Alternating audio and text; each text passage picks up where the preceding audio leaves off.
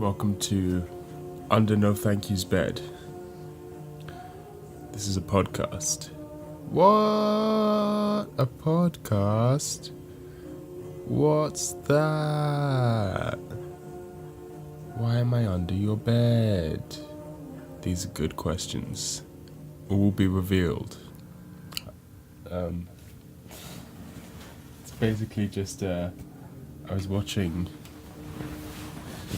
Let me come over here. You know, some of you lot out there will instantly understand what this is.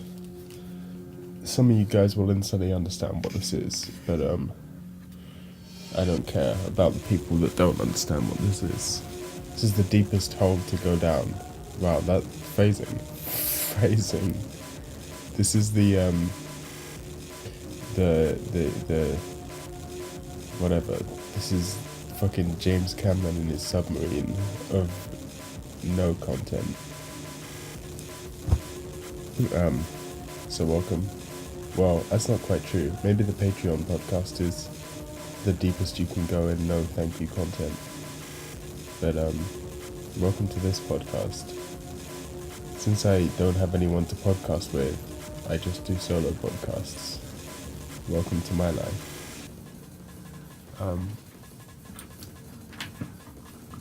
I tried to record a thing earlier about my adolescence, but didn't go so well. Audacity broke. I didn't even know such a thing was possible, but apparently it is, and it broke. I had to uninstall Audacity because there you go. I guess that's just what life is like now. Guess that's just it. So I'm gonna go over all my points that I made already in a video. Adolescence. Let me look it up. I'm gonna look up what adolescence means, the dictionary definition. Adolescence. Of a young person in the process of developing from a child to an adult. Interesting. That's not helpful at all. What's the age? What's the age range? Between 10 and 24. No, 10 and 19. There you go. 10 and 19. So I'm only just not an adolescent. Interesting. Very interesting. So, between the ages of 10 and 19, that's probably the most interesting part of my life. Maybe not. But a lot of school going on at that time. A lot of school. Pretty disgusting. I'm going to talk a little closer to the microphone. School's a pretty disgusting thing. It's no coincidence that schools resemble prisons and factories. They're basically all the same shit. And I kind of understood this as a kid. And always really hated school, especially because I used to stay up late and always be sleep deprived, because no child should have to wake up at 7 o'clock or earlier. That should be classed as child abuse. And so I was always sleep deprived, and I was always really bored.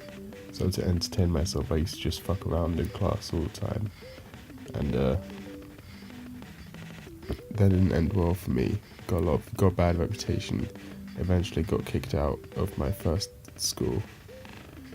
I think I've always had some sort of depression, but I didn't understand it at the young age of 10.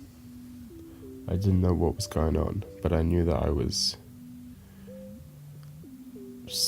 something, but I didn't understand what it was. I remember a lot of things.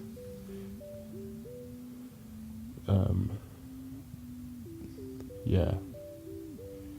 Then the period where my anxiety really started showing up was around the time when I got kicked out of the first school, moved to another school, which was a terrible school.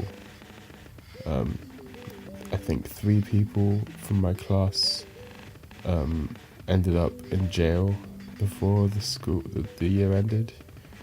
and the school shut down. Like my year was the last year that school existed. So when we were in the final year of school, it was just us in the entire school, and after that, it closed down. It was really fucking awful. Someone broke a teacher. Some girl broke a teacher's arm. Another girl threw a table at a teacher. Some girl got pregnant, obviously, that's a classic. There's a lot of shit. I have a vivid memory of one guy. I was in English class, and he just answers his phone in the middle of English class, and it's like he's talking about, I don't remember exactly what he said, but as I understood it, he was basically arranging a drug deal in the middle of English class, as in he was the guy selling. That was pretty funny. And at that point, the school was so out of control that the teacher couldn't even do anything. One of our teachers was a hippie who, it turns out, so she got fired after the first year, and it turns out she taught us the wrong curriculum for the entire first year. So we had to no one passed that class. Towards the end of that school, when we were doing our GCSEs, I had to basically stop coming in for mental health reasons. My anxiety was too bad. I couldn't get out of bed in the morning. I was having some real agoraphobia. I really was terrified of going outside. See, before this, I'd had a phase of trying really hard to be it. So, I have to explain this, I guess. So, I was wondering why I never had the same relationship with friends as most people. I never had a friend group, I never fit into a clique, but I would normally be able to, I would just sort of flit around. It wasn't like I was hated or like a loner in school, really, but I wasn't in a group. Everyone else was in a group, and I'd just sort of be on the edges of all the groups, and everyone probably sort of knew me, but I didn't have it. None of them were particularly friends with me, and then I'd normally have like one friend who I was really close with, and then we'd be really close friends for like a year, and then never talk to each other again. That was basically the pattern that repeated throughout my school. So after that, for a while, after that happening, I was like, this is obviously a problem with me, and with the fact that I'm not normal, and I should try and become normal. So I decided to quit all the non-normie media that I was consuming and try and become a normie by changing everything to be norminess. So I started listening to top 40 pop music. I basically looked at the top 40 charts every day, and saw it kind of like a sports league, and I would be looking at the songs from there and keeping up with it.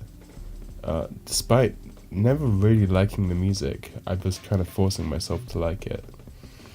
And since I didn't have a games console growing up, I started watching YouTubers to tell me about games, which is where I discovered Inside Gaming, who would later become Funhouse, and I still watch them to this day. But and then I stopped going on, because I had just discovered 4chan at this point, and I was on some forums and stuff, but I decided to, like, before I really got into that, I had my normie phase where I was trying to be a normie, and I quit 4chan, despite I don't think I'd ever made a 4chan post. I just like lurked a bit. I was like quite young, so it was difficult, but it was difficult, man. It was difficult. Anyway, so I wanted to switch to Reddit originally, but then I decided to go with Imgur. So I spent about 2 years of my life browsing Imager every day. I even got a post to the front page of Imager once. It was a really awful meme. I didn't deserve it. But that was funny. That was a weird time. Yeah, that was not a good time in my life. Eventually I gave up on all that, went back to listening to whatever I wanted to and doing whatever I wanted to, and that's when I got really into R9K, which is definitely not a good thing. I'm 100% sure it fucked me up. I mean, I don't think that's the reason that I have problems with women. I think my relationship with my mother and my stepmother is the reason, particularly my stepmom.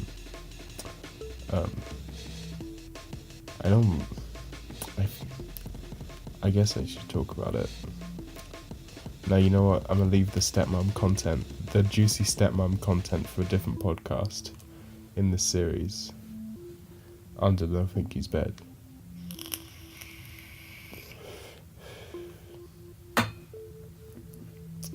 Quality stepmom content. You know, I think this is the best podcast ever made. And I'm only 11 minutes in to the first episode. And I think it's already the best podcast ever made. This isn't a joke, by the way.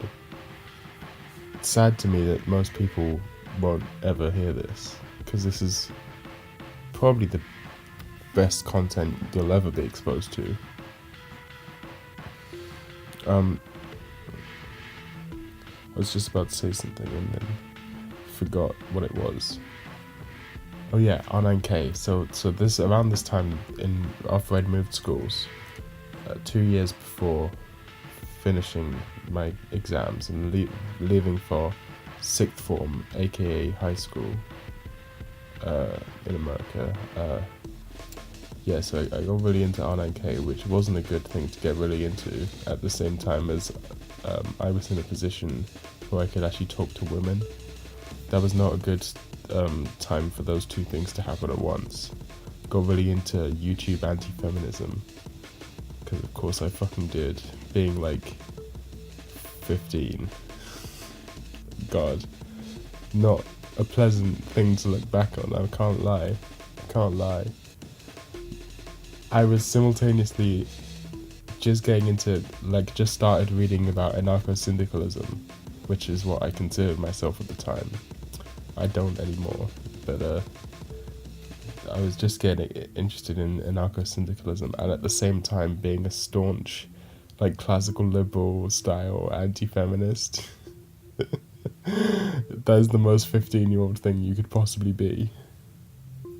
God.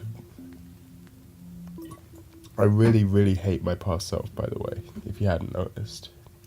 In pretty much every aspect, I find my past self to be repulsive, utterly repulsive.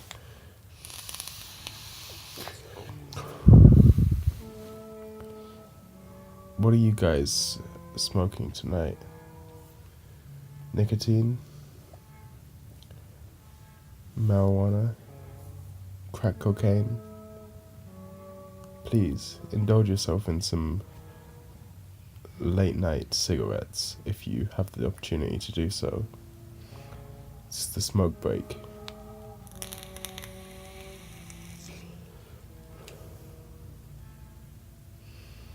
Yes.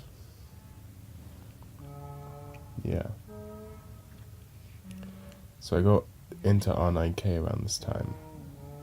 But I was also best friends, as I said before. I used to attach myself to a singular person and be friends with them, really, only talk to them basically for a year or two at a time before never talking to them again. And even after I moved schools, that didn't change immediately. But at the time, the person I was really close friends with was an emo, a hardcore emo. And to my knowledge, to this day, he is the same age as me, so he's now a 20-year-old emo in 2019. And I'm not talking emo rap, the new breed of emo. I'm talking scene kid emo style, which was already outdated back then. but it's just ridiculous now. I don't know what's up with that guy. What a strange person. I never found out if this was true, but I understood a lot of people that were in this school had been kicked out of their previous schools, and I believe the reason that this emo guy was, we'll call him emo guy.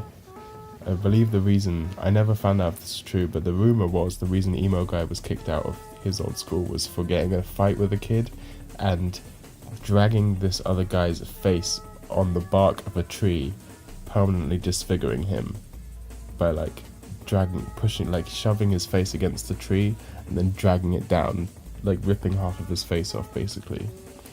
And I 100%, this is one of those rumors that I 100% feel like could very well be true, because this emo kid did not have a healthy at-home relationship. I went over to his house a few times, and he lived a strange life. His parents were not, I mean, I don't want to get too into his business, but it was not a good home environment, let's just say that. I used to go to these emo meetups in a park where everyone would underage drink, and of course I would be the one buying the alcohol because I always looked older than I was. So that would happen, and there would be girls there, and I would spurk the fuck out.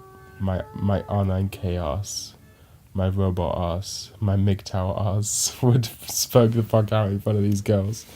Oh god. Emo kid got his dick sucked in a tunnel by a 13-year-old just before we stopped being friends, which is a big reason why I stopped being friends with him, because I ain't about that life. I am not about people who manipulate younger girls. No thanks. Please do not do this. This is not a good thing to do. This is illegal and bad. Yeah, rip emo guy. I don't think he ever got caught, even though there was a video of it that got shared around on Facebook back in the day. That was funny. So at this time I was just starting to have panic attacks, and I was having them pretty regularly, a few times a week. It was fucking awful. It was a horrible time. This was when the suicidal thoughts were really kicking in for the first time.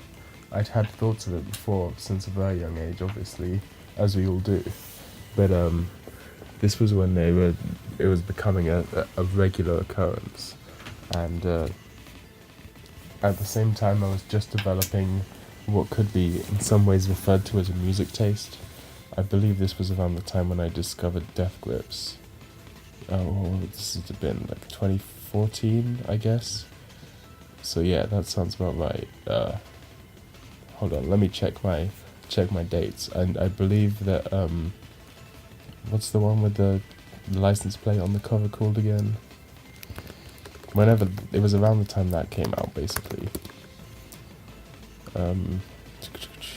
Let's see if I can find it. How have I forgotten the name of this Death Grips album? There you go. Just goes to show. Government Plates, 4 years ago. 2015. Okay, maybe it was 2015 then, because it was around the time that Government Plates came out. In fact, I think it was about exactly the time that Government Plates came out. So yeah. But I didn't get super into them until a bit later, until after I'd left that school. But I was mostly listening to emo music, terrible post-hardcore, like Pierce the Veil and Bring Me the Horizon. That's metalcore, not post-hardcore. And although actually I was more a fan of like the deathcore stuff, like Bring Me the Horizon and all the stuff, but at the same time I was also getting into Black Sabbath and also a lot of stoner metal for some reason, even though I didn't even smoke weed at this time. I got really into Electric Wizard and Bone Ripper and Sun and a bunch of other shit like that. Pardon me. Oh, and I Hate God. I Hate God came a little later. that was towards the end of this time. Towards the beginning, I was just listening to really terrible stuff, like, what's that one guy called? What's it? Falling in Reverse? Is that what the band's called? Of Mice and Men, I used to like a lot. Oh god, this is giving me flashbacks.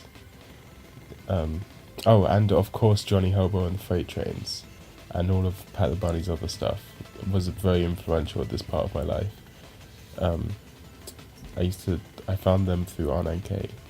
I used to sit there listening to love songs for the apocalypse, drinking my mum's wine, browsing R9K.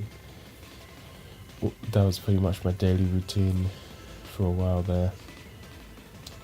So the question I got asked, which kind of made me do this thing that I'm doing right now, is how was asking me specifically how I dealt with anxiety, and I think there's not really any way to answer this question, because I didn't deal with the anxiety. I had absolutely no ability to deal with it. It was just awful. I tried a lot of things, none of them successfully. I had therapy for a while, cognitive behavioral therapy. That definitely didn't help at all. It was pretty useless. Eventually I pretended that I got better in order to stop going to therapy, because I thought it was a waste of time, which is annoying because now it's harder for me to get back into therapy if I want to, because I pretend I got discharged. But that's fine. It's not really very important, to be honest. They tried to prescribe me serotonin reuptake inhibitors. They tried to basically Prozac, and my dad threw it away and said I wasn't allowed to take it, which is probably a good thing. Again, I don't think that would have done much stuff for my anxiety at the time, although I think the biggest problem, as it still is, would be the depression. But I was having anxiety attacks pretty regularly at that point. And the thing is that the time when it was the worst was also helping to go inside with the time when I was having my exams. So in the end I ended up, essentially, my parents made a deal with the school where I only had to go in for certain lessons because my mental health was just taking a nosedive off the deep end. And that ended up with me obviously failing my shit. But it turns out that thinking that school matters at all was just a big lie, because here I am, having already had jobs and gone into a good university. I got offers from every university I interviewed at, which was 4 different unis, and I got offers from all of them. So clearly they were just bullshitting when they told us that we needed whatever GCSEs in order to get a job, because I've had jobs and I'm now in a good university, pretty good. I don't know if it's, apparently it's good. It has good ratings and stuff. I don't have anything to compare it to though, so it's hard for me to tell. So I think I guess they were just lying to us our entire schooling, which doesn't surprise me at all. But there you go, that's schools for you. So yeah, there really wasn't any way for me to cope with this shit back then. I mean, I had much less access to alcohol back then, so I didn't even have that. There was I tried self-harming for a while because I heard that was what people did who were depressed, and it just didn't do anything. Like, it didn't help. I'd done it a couple times. I got the scars to prove it, and I did it a few times. I was like, yeah, people seem to do this who are depressed. It must be useful. But after a couple of times, I was like, this is just pointless and doesn't achieve anything. I thought this would be helpful, but it clearly isn't. And then I just stopped because it was stupid. So that was a weird thing. I don't know why people do that. It doesn't make it. I can understand the logic behind it. It's kind of a self-flagellation, like you deserve to be harmed. That's the logic that I was going through anyway. But it didn't make me feel any better, it just made me feel worse. So I was like, what the fuck is the point of this? I guess most people do it because they want attention from it, right? They kind of secretly want someone to notice their scars, but I didn't, so that was what was missing from me. That kind of leads me on to a joke that my emo friend once told. There was a barber shop on the way home from where we'd walk from school to the bus stop. There was a barber shop, and one day the barber shop had a sign outside that said "free beer with every cut."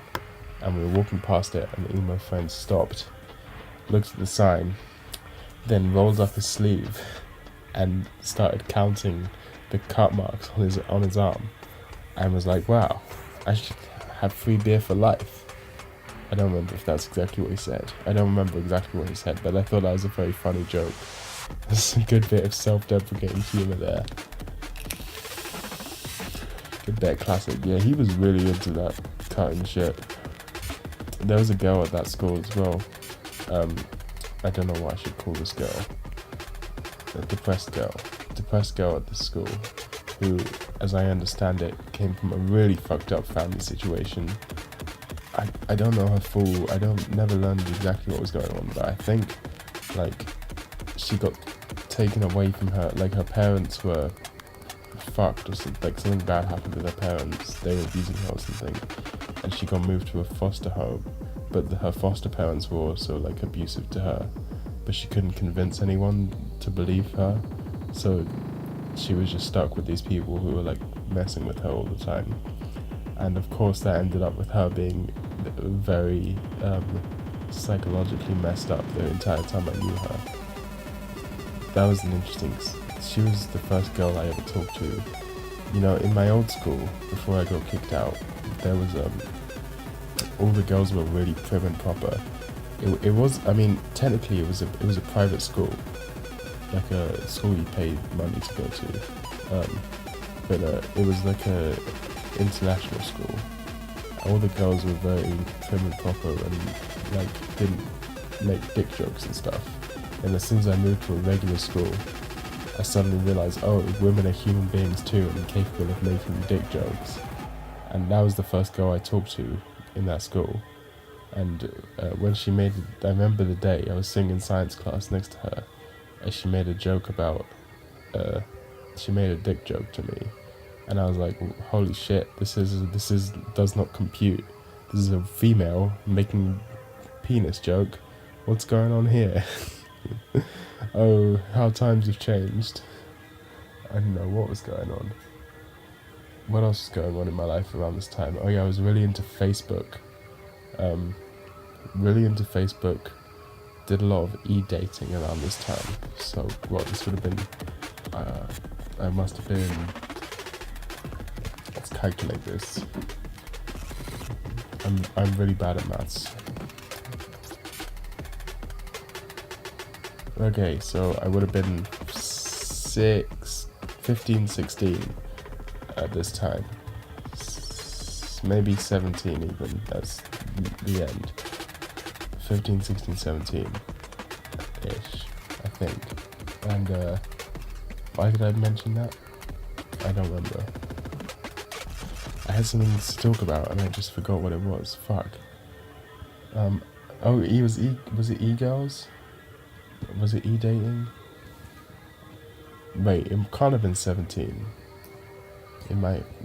17 was, maybe 17 right at the very end. I was 17, but most of the time 15, 16. Yeah, that must be it. Years old, this is, in case you didn't understand what I was talking about, I'm talking about ages here, years from the birth of Jesus Christ, our Lord and Saviour.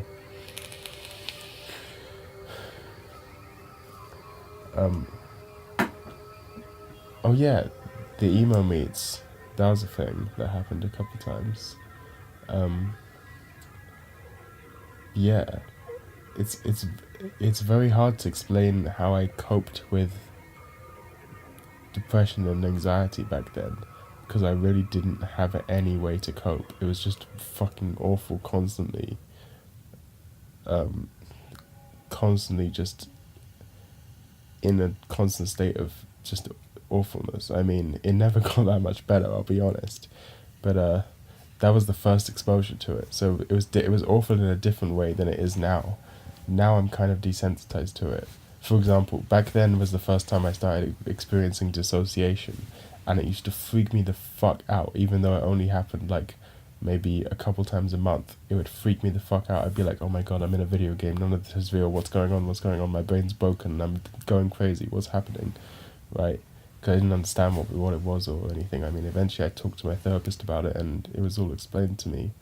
But even then, it used to really terrify me when I would randomly dissociate, especially in class. It would be really weird. I wouldn't understand what was happening to me.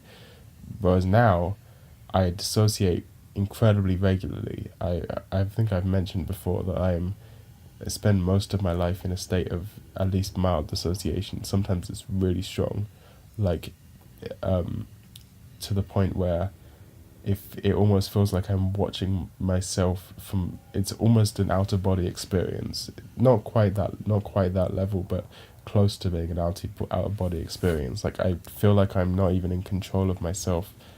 Like I'm just watching someone else perform my actions as me through my eye holes.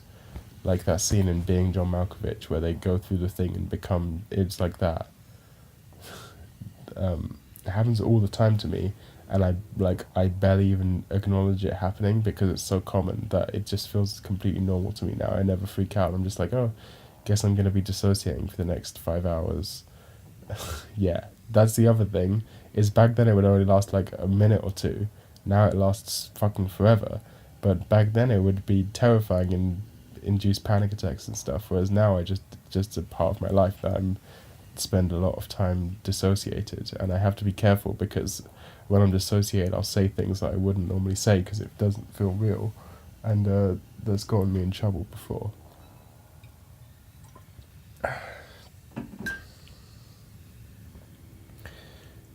So then I moved from this secondary school after failing my GCSEs but somehow still getting into sixth form because GCSEs and exams don't really matter and it's all a lie.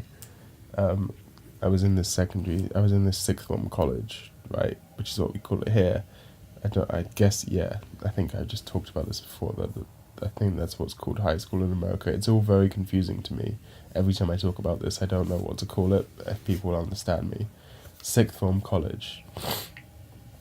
And this is when I started getting really into weed. I'd smoked weed before this. I need to wipe my nose a little bit here. Maybe I'll even go for the full blow. Maybe I'll go for the full nose blow, actually. I went for the full blow. Impressive, right? Anyway, the first time I smoked weed I was 14, but I didn't have any way to get hold of it. I didn't know anyone. I just got it from a friend back then. So it took me until I was 17, I guess, would have been 17, in this sixth form college, to where I finally started smoking weed like regularly. And that was a crazy time in my life too, because it eventually led up to me and my friends smoking way too much, and I had to stop because it was just really terrible. But at first, that was a positive thing, because I would think weed is the reason that my panic attacks reduced a lot, because getting high is very similar, has very similar physical effects to a panic attack. You have the heightened heart rate, the sort of foggy brain, the sort of, little paranoia and stuff. It's very similar, but at the same time, you're in a safe environment where you know that everything's okay. And I think that kind of helped reprogram my brain to when a panic attack was coming on, I could sort of understand it better, because I was like, okay, I'm not dying. I've already had this experience before. I'm used to it. However, that was great at first, but then after a while, when I ended up, your tolerance grows and the magic goes away and you keep smoking more and you have to use higher and higher.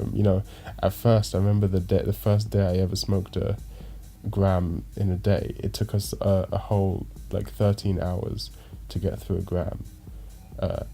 And by the end of this, we were smoking 2 gram blunts at a time.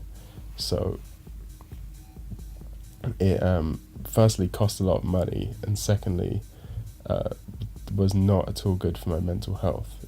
A lot of people like to pretend that weed is somehow harmless, but you still got to be careful with your dosages and stuff. If you're smoking that much every day, it fucked with me. Eventually I had to stop because it was making me super paranoid. I guess, looking back on it, it could be called like a psychotic break, but I didn't know what was going on at the time. Well, I sort of did. I started having minor psychotic symptoms like auditory hallucinations and stuff like that, and some of them never went away after that. Some of them just stayed around, like shadow people, for example. That's when I first started seeing the shadow people, and I still, it's quite rare now, but I still see the shadow people from time to time. But I have some theories about the shadow people that I won't get into. I think they're pretty chill if you get to know them. Uh, but the auditory hallucinations were not fun at all. They were not chill.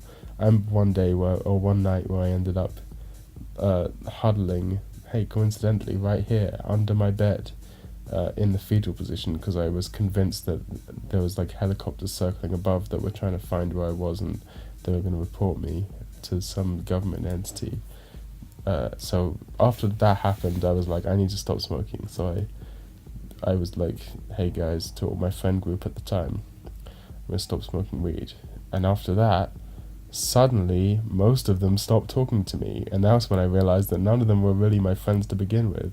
We just hung out because we all wanted to smoke together, and none of us really had any common interests, except for one guy, who I'm still friends with to this day, and he's like one of my closest friends, who still hung out with me even without the weed. Now, weed can be a great social catalyst, but I believe you should always be wary of people that you only meet up with to smoke with. I don't think those friendships are genuine. Those people, they ain't ride or die. They just, they're not there. You should be wary of those friendships, which is a good thing I learned that lesson young, because some people don't learn that lesson until they're old, and then it's terrible. So that happened. I don't remember much of that time in my life, again because of the ridiculous amount of weed I was smoking. It's mostly a blur. But I dropped out of that sixth form because I was just skipping class to smoke weed every day. And also good, I started getting into some other stuff as well. This was the first time I tried codeine around that time, and I even a couple times tried what's that stuff called? Oh, fuck, I gotta Google it. I've forgotten what it's called. It's been a long time. Let me see if this will work. I'm not prepared at all for this podcast.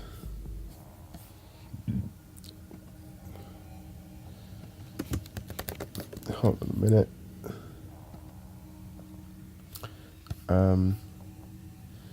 It's not called morphine. Is this the one I'm looking for? Hold on. I'm looking for...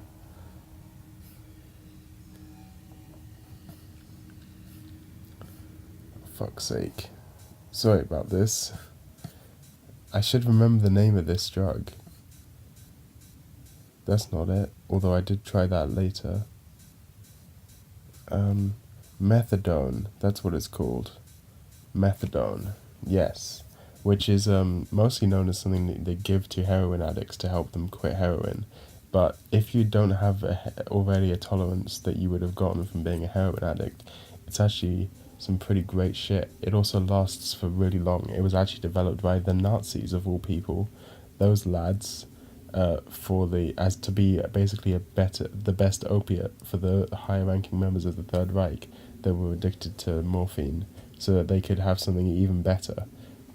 And I have to say, those Nazis, they know what they're doing. yeah, that was a fun time. I have a very vivid memory of being high as shit on methadone, wandering around near the Thames, listening to listening to Oblivion by Grimes on a speaker. That was fun. That was fucking good times. Yeah, this is around. I also tried some DPH and some DXM around this time, and alcohol, of course, was starting to show its face in my life, but not that much, because I still lived with my dad at this time.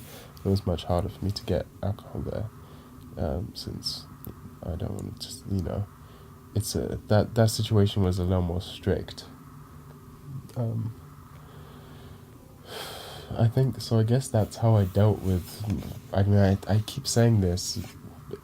I never dealt with it. I still haven't dealt with it. Essentially, all that keeps me going is spite. I've said this before. I am not really a person. I'm just a bundled rage of autism and spite.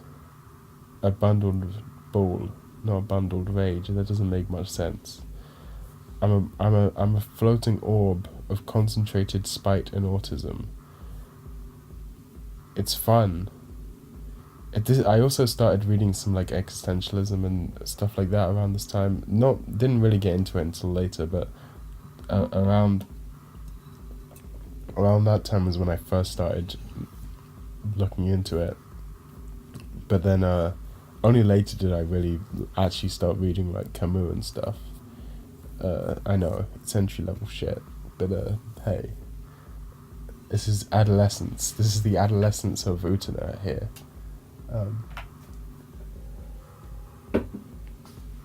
So that's essentially it. If people who happen to be struggling with anxiety problems or depression problems want any sort of help with how to deal with it, you've come to the wrong fucking guy. Because here I am making YouTube videos, and as we all know, anyone who makes YouTube videos clearly is scum. I strongly believe, I don't think that people should be banned from making art. I don't think people should be banned from making any sort of art, but I think they should be heavily criticized for it, and especially YouTube videos. Everyone who makes YouTube videos should consider themselves as scum. Of course, I include myself in that. And this isn't like a self-deprecating, haha, kind of thing. This is a genuine. It's probably one of the worst things you can possibly do is make art.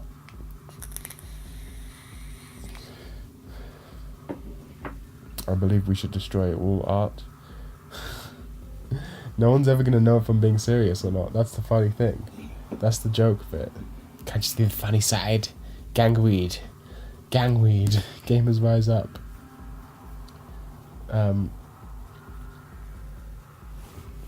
Is there anything else to mention around here? Oh yeah, I guess I should go into detail about what my anxiety specifically is, because I just talk about it, I just say anxiety, but in reality I do have general anxiety, but also it gets a little more specific than that. My major, much worse than my general anxiety and social anxiety and agoraphobia, and I have the most acute form of anxiety I have is health anxiety. What you may know as hypochondria, but apparently they don't call it hypochondria anymore, they just call it health anxiety. Specifically about dying suddenly. So my major things are stuff like having a heart attack randomly, or having a stroke, or an aneurysm, or all those sorts of things where you would just out of the blue suddenly die. I don't get really worried about stuff like, cancer, for example, because you don't die suddenly from that. You have a lot of warning, or stuff like, all that sort of thing. I don't get worried washing my hands over and over again to get rid of the germs, because, again, it's not like a sudden, unexpected thing.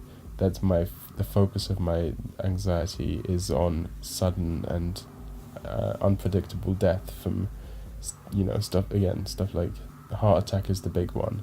I even went to one of the best cardiologists in the country to get my heart examined, and they said it was nothing.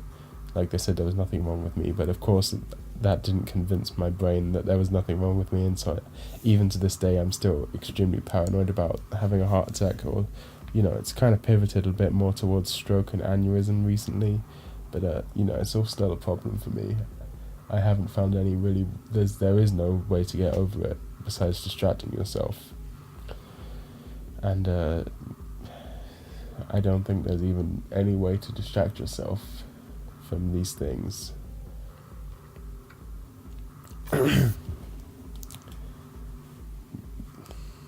Health anxiety. I used to get incredibly paranoid. I have some more general paranoias as well, and some more psychotic kind of stuff, paranoia stuff, like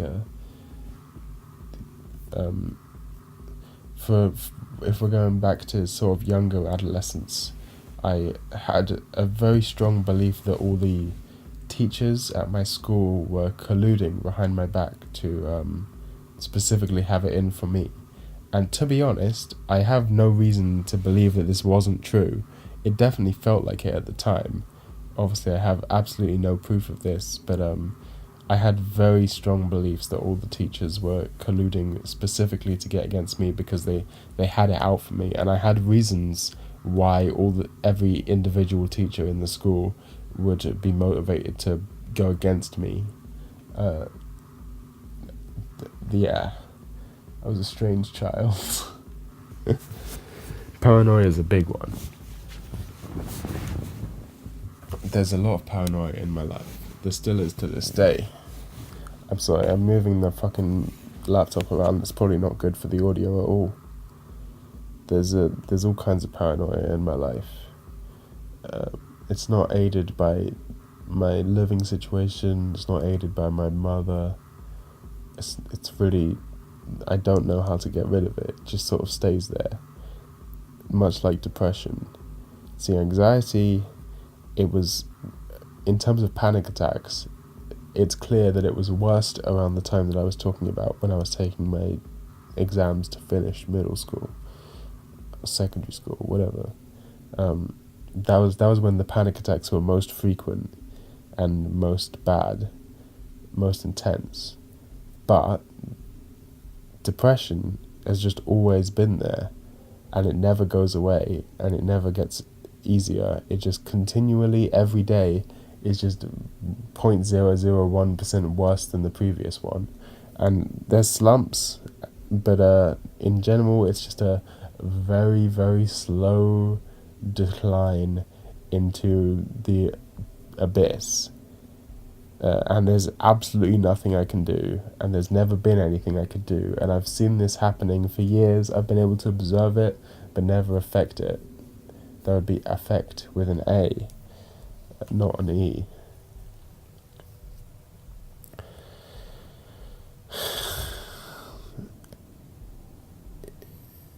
I want to say eventually so-and-so happened, but there was never an eventually so-and-so happened. The eventually so-and-so happened was so-and-so happened and made it worse. Oh, eventually I got a girlfriend in real life who was not on the internet. Oh yeah, but that of course made it worse. Oh, eventually I got a job, but of course that made it worse. Oh, eventually I made friends on the internet. Oh no, of course that doesn't help at all. Oh, eventually I managed to be able to live a lifestyle where I can live semi as a hikikomori, which is essentially how I am designed to be, as far as I can understand. For a really long time, there was about a year's stretch where I was incredibly into the idea of killing my natural instinct to killing the entire emotion of loneliness. I was really into it. I tried making a tulpa. I tried a bunch of techniques to remove my sex drive, including some strange substances that probably fucked me up for life, but didn't have the desired effect, obviously. None of it worked. But in the end, right now, in my life, loneliness isn't a big deal. I think I've kind of gone through it. Like I've come out the other side and realized that people are kind of, maybe I've replaced the loneliness with more spite or just more rage at the idea of other humans. I've just sort of identified the fact that there is no good person out there, and well, except the people who subscribe to me on Patreon, of course. Those are the only true good people, and everyone else is just scum. Looking round, all I see is scum. The same smile, the same eyes, the same face on everyone. It's no surprise. You know, more people need to listen to Fodep. I sometimes forget how good that album is, EP is. Sure, No Thank You Doesn't Laugh is a good album, but Fodep's got some of those experimental ones in it. That's got some of the more down and dirty stuff in it, you know. People don't know. Motherfuckers don't know. And I guess motherfuckers will never know.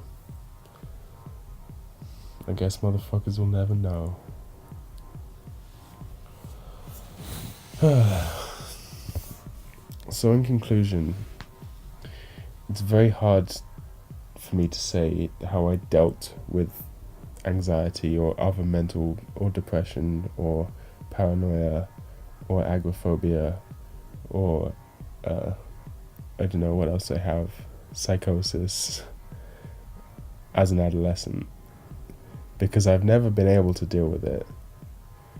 I believe I was 14, 15 when I first tried to commit suicide. Of course I chickened out after taking those pills and made myself throw up into the toilet and never had any negative effects. And this is a repeated occurrence in my life. One time I got I was in a really bad place. I don't remember exactly why I was in such a bad place, but I was in a really bad state, and I happened to be that my parents were out for the day, so I went to the shop and bought a bunch of alcohol, and I got really drunk, and I was like, I need some weed, because none of this was helping, and I was like, I need some weed to help get me out of this bad place. And so I invited my friends over who happened to have some weed, and they came over, and I literally took the weed off them and then pushed them.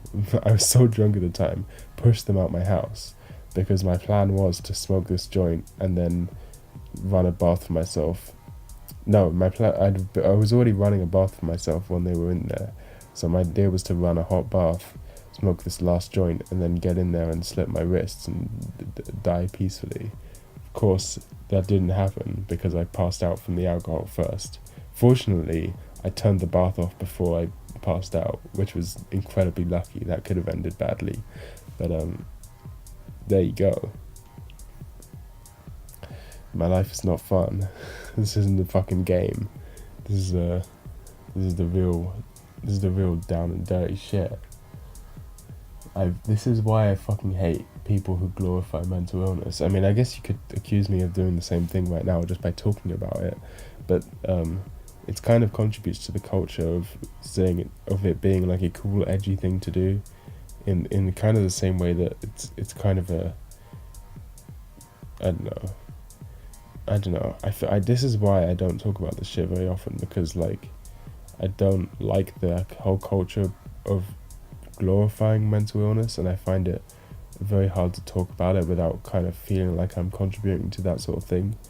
But at the same time, I know that you got to talk about this stuff if you ever want society to get better about it, and if there's a possibility that talking about it could help me, and there's a possibility that talking about it could help someone else.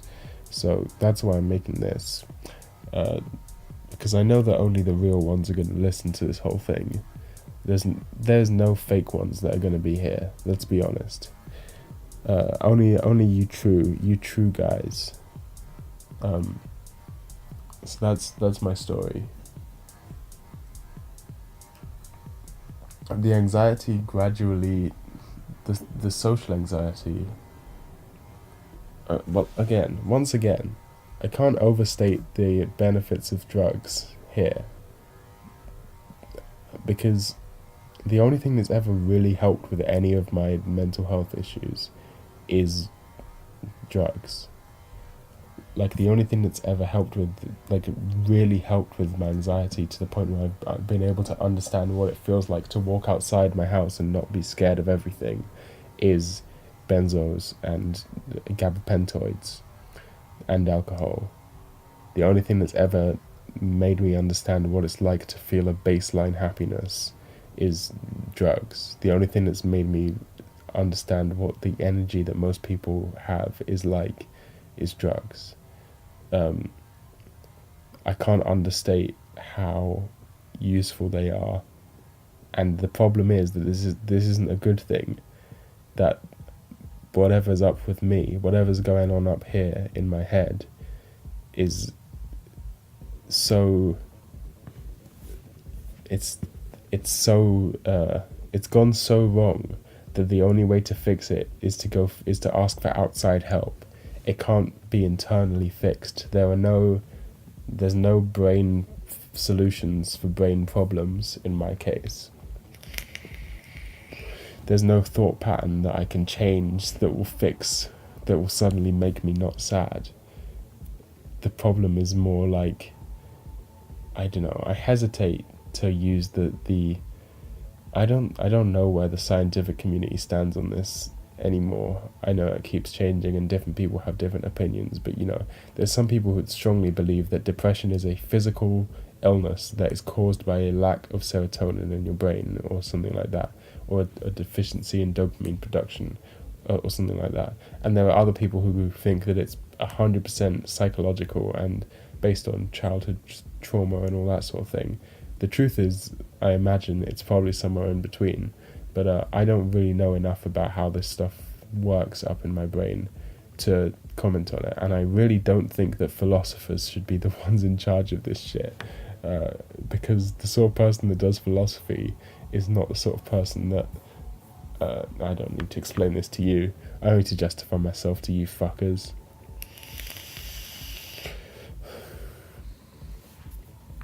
I smoked cigarettes for a whole year, almost every day. I used to smoke cigarettes every day in school, and then on the weekend I would not smoke, and I never had withdrawal symptoms for an entire year.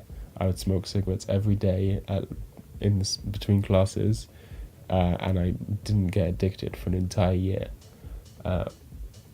which is, I don't know, it's a pretty interesting fact, right? A lot of people make it seem like drug addiction is something that's instant. Oh, you do heroin once, you're now addicted to heroin. Sorry, mate. I've done all this sort of shit multiple times, and I'm not addicted to any of it except nicotine. And that was a choice. Because I enjoyed smoking.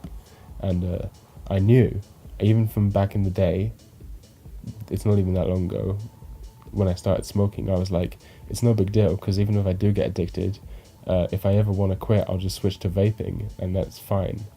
And hey, what do you know? That's exactly what happened. And it was fine.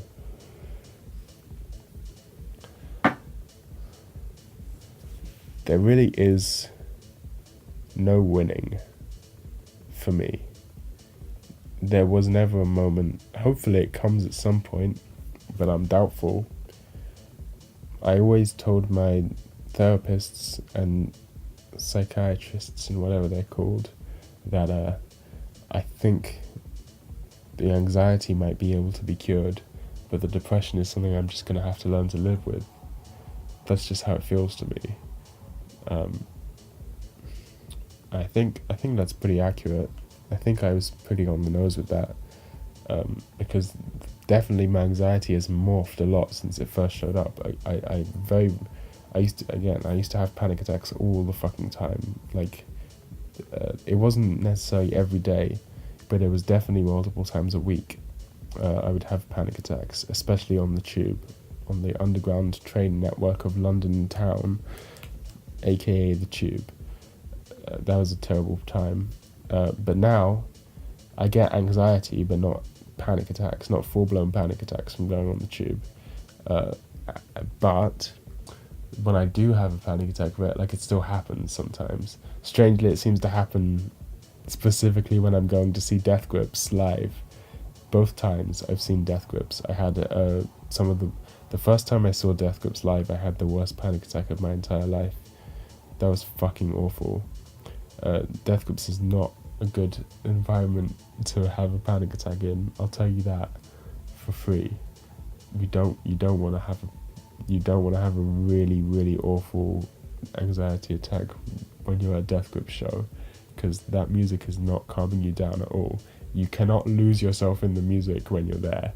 If I start getting nervous at a show, not that I go to shows anymore, but when I did go to shows, if I started getting nervous or something from being in a big crowd, I could always just start losing myself in the music and just start dancing like an insane person and quickly forget all my troubles.